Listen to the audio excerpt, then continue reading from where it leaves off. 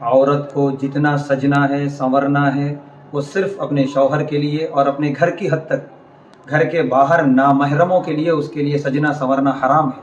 اس کی زینت اگر نامحرموں تک پہنچتی ہے تو وہ حرام ہے۔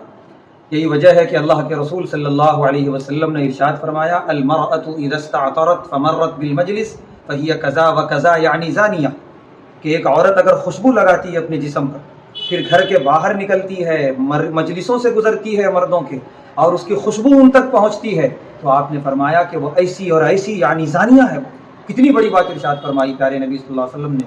اب آج کل کا جو زمانہ ہے، لیڈیز پرفیومز نکل رہے، پرفیوم مارتی ہیں عورتیں اور گھر کے باہر نکلتی ہیں، نامحرموں تک اس کی خوشبو جاتی ہے۔ ایسی عورت حدیث کی روشنی میں زانیہ ہے۔ اب عورتیں اپنے آپ کو ایسی خوشبوؤں سے بچائیں اور اپنی زینت نامحرموں کے سامنے ظاہر کرنے سے بچائیں، ورنہ اتنی بڑی وعید کہ وہ زانیہ ہے۔ اللہ ہماری عورتوں کی حفاظت فرمائے۔